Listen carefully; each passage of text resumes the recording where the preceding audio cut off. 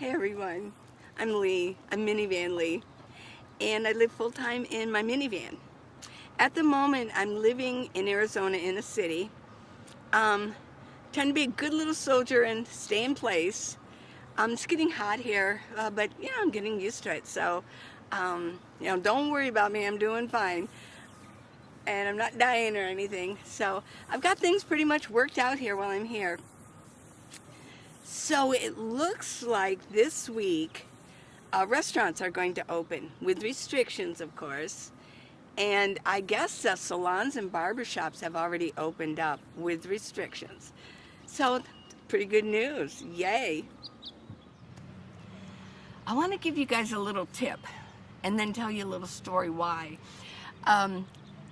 Get yourself a few extra keys to your rig or any other keys you might need.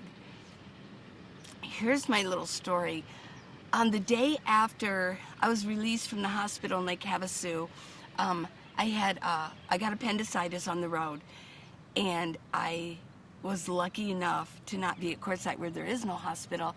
I was actually near Lake Havasu. So I've got appendicitis. I'm driving to the hospital. I didn't know what I had. And I had surgery. They took me the next morning, and I had surgery. So I was there for 2 days and a lot of anesthesia. So they released me, no complications whatsoever. Everything went perfect. I'm a very healthy person. A lot of you have asked, well, how old are you? In about 2 weeks, I'll be 67. Yeah. And I've just taken good care of myself, and I've got good genes. I've exercised, things like that, all my life. So here's my story. The next morning, I woke up, I was on BLM land, real close to Lake Havasu. The surgeon wanted to see me in a week, so I had to stay really close to this. So I found a BLM spot that was really close. In fact, way off to the side, I could see Lake Havasu. It's sort of on a hill type thing. Well, I woke up in the morning, still had the covers on my front windows, and walked out, and just by sheer habit, I locked my door. Everything's inside, including my phone. Oh. Yeah. I have AAA, and I knew that they will come and unlock my vehicle. But I was not on a paved road.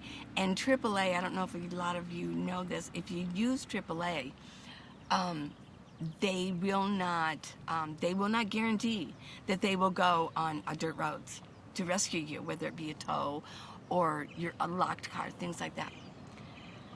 So I found somebody with a phone, and I called them, and it took a while.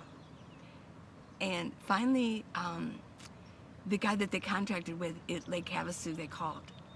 And I told him where I was. I tried to explain it, and he was not happy.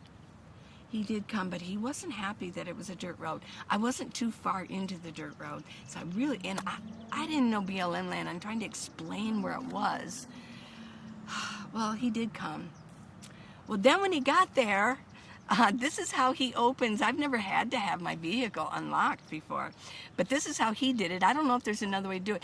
He stuck this metal thing. It was like it was long, and he stuck it in the front door, but he puts it in the window part. Well, he was livid that my windows were covered, and he says, well, I can't do it, your windows are covered.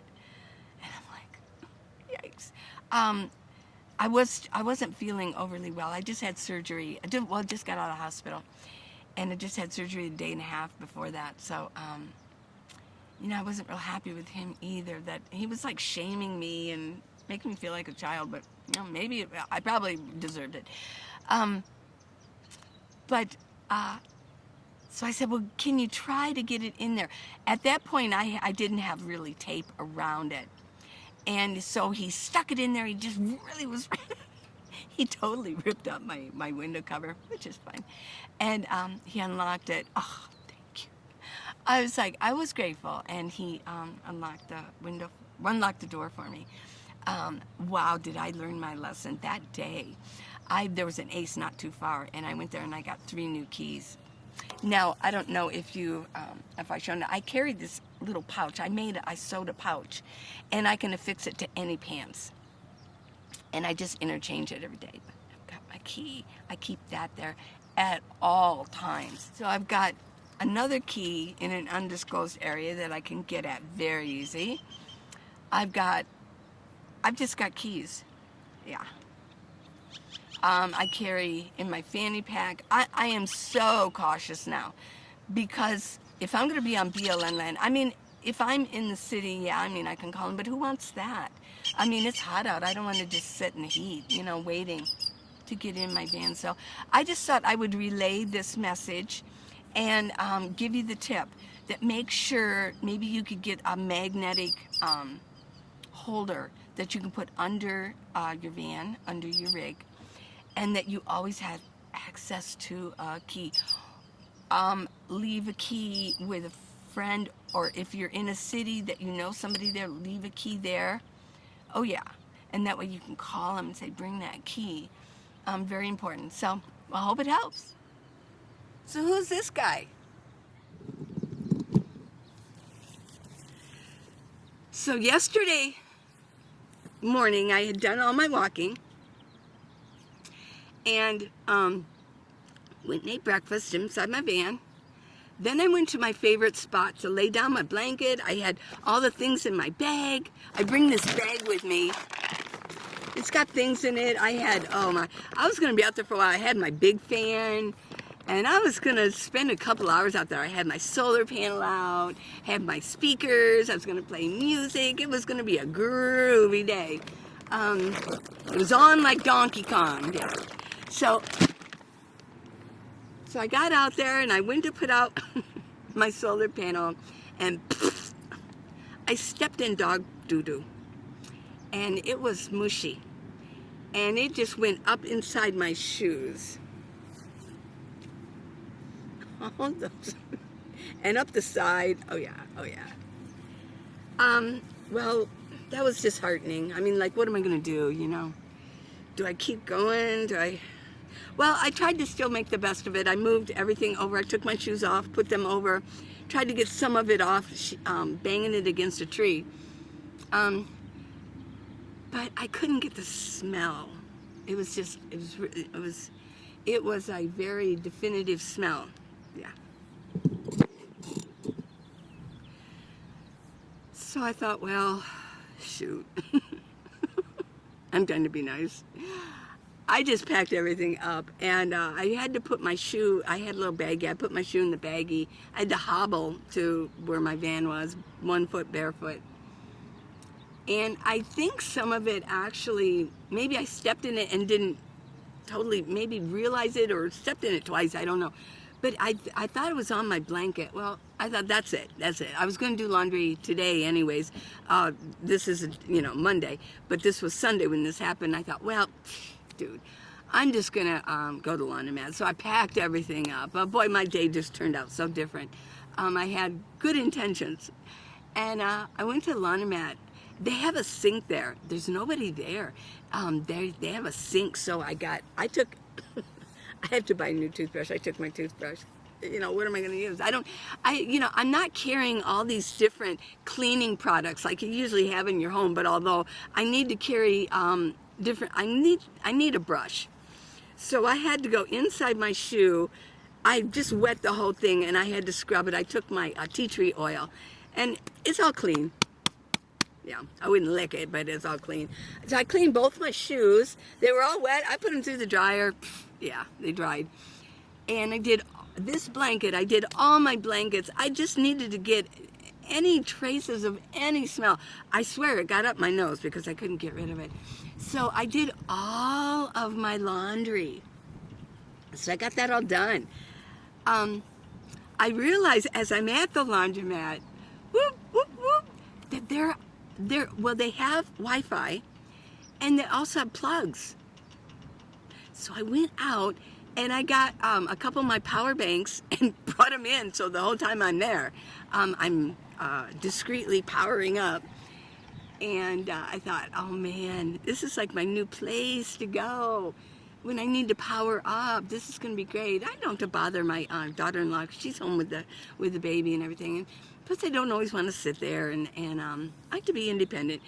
I love them, but so that is going to be that's going to be my new place when I need to power up, and there's nobody there, and it's cool. There's air conditioning. Well, not air conditioning. They have evaporative cooling, so as long as it's not raining too much, I mean, it works really great. And so I really took my time with my laundry because, heck, I was going to be there a while anyways. So, so, so why am I here exercising? Because I realize, and I watch these dogs all around the park, even though there's a dog park, which the dog park is open. I found that interesting, and there's a lot of people in there. They're not the social distancing.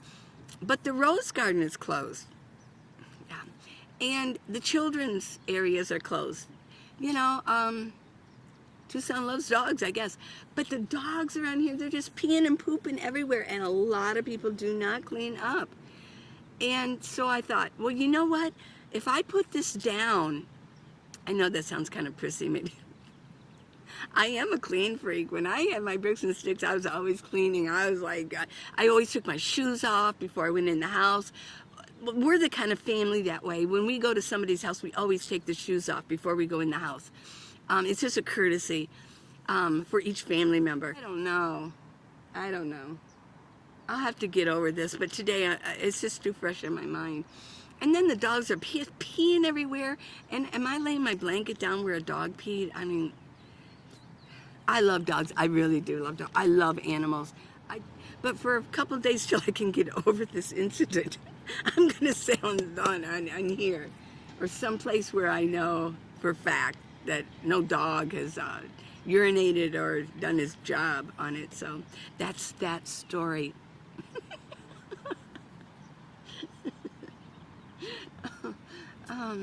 Don't hate the messenger, just hate the message. Okay. So now I want to play you a video, a clip of a video that I listened to yesterday early morning, and it just rocked my world. It was so profound, and I kind of knew this, but it was said in such a way that it really made sense, and maybe this will make sense for you too. So enjoy. Yeah, right. Exactly. I'm free from the past. I'm free from my story of the past. In fact, I'm more connected to the energy of my future than I am to the energy of my past. I'm believing in my future more than I'm believing in my past. In fact, I'm more in love with my future than I am with my past. And I want to keep telling the story of the future. I'm more in love with my future than the story of my past. But most of us tell the story of our past in a negative sense on how it's held us back millions of times over our life, as opposed to the story of the future of what we want to create or who we want to become. Yeah. Listen, again, you tell that story, and the latest research on memory says that memory is creative. That in fact, 50% of that story you embellish. People make up that story. Let me tell you why they make up that story. Because they excuse themselves for the fact that they haven't been able to change since that event. They'll have to make it sound worse than it really was. To make it harder to grow and change. So that they can reaffirm their limited sense of their inability to change. So then that story becomes more and more of a story, and it's less of the truth, because you got to work yourself up into a state. There were lions and tigers, and there was, there were helicopters, snowstorms, and everybody was firing bullets. It was worse than you could possibly imagine. And then you got to feel that emotion, right? And then you're looking, oh yeah, it must have been really bad. Now that's your identity now. That's your identity. So I want to share with you my favorite book. And in a way, it kind of goes with the clip. And I suspect that some of you have either read the book or seen the movie. It's called The Goldfinch. Favorite book of all time. I listened to the audiobook, and I've actually listened to it many times. The narrator of the audiobook, I'm really into audiobooks because I can do other things while I'm listening to a book. It's like having somebody read a book to me. So, and the narrator of The Goldfinch did all of the accents perfect, very professional. I love it. In fact, I love the book so well that I'm tempted to watch the movie, but I'm afraid it might kind of ruin it for me. So I haven't watched the movie, but there is a movie. They made it into a movie. It's a wonderful. Donna Tartt is the author. She's wonderful. Boy, I'll tell you, somebody that knows how to put words together. Wow. So the Goldfinch goes with that of the past. We carry something around with us for years and years, only to find it really has no power. It doesn't really mean anything anymore, and it might not even exist in the first place. But it has profoundly affected a life, altered a life in destructive ways, only to find that it had no power. Years and years gone. I highly recommend this book. The character Theo Decker, it starts out when he was maybe 12, 13, something like that. And it ends when, and then it goes through his life, and it ends when he's I'm going to guess, it doesn't say his age, but I'm going to guess he's probably in his mid-30s. So all this time he spent thinking one thing, and it wasn't it at all. And I'm not going to get, I'm not going to have any spoiler alerts or anything. The characters in it, Boris. In the book, Boris is this hilarious character. It's just so endearing. And the narrator of the audiobook does such a good job on his Russian accent. And I think Nicole Kidman is in the movie. And a couple other actors that are famous, but Boris and Theo are fairly new actors. So, but I just wanted to share that book with you. If you want a good book, it's a long book. If you want a really good book, I recommend The Goldfinch. So who's this guy? This is Lou Murphy. He was the mayor of Tucson when I first came here, and he was fabulous. But this is his bust. Let me see. This is a bust of Lou Murphy.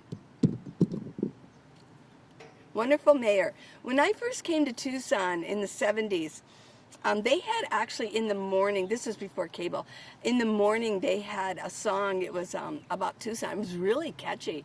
And I loved it. Every morning you turn on TV when, I don't know if TV was, I don't think TV was all night long, even in the 70s, early 70s, but, or later 70s. But they had a song and they played it every morning when they turned on the station. It was great. Tucson is a bit different now. It's still great, but yeah, it was different. And Lou Murphy was so great. They've got a bust of him here. Well, I hope you're having a really good day. Lou and I are going to get busy with some exercising. Good old Lou. I remember him well. And there were some plaques over here. It looks like they've been taken off. They were made of copper. And I know that Tucson went through a period where a lot of homeless people, they were stealing copper because it was the price was up on copper. So maybe they took, or those were stolen, or they took them down. But it had engraving on it, told about Lou Murphy. But they're gone. Well, I love you guys. I hope you all have a really good day. Hope you enjoyed this video. Please subscribe. Give me a thumbs up. And thank you for going all the way through the video. It really does help me when you stick with it and go all the way to the end. Thank you so much. Love you.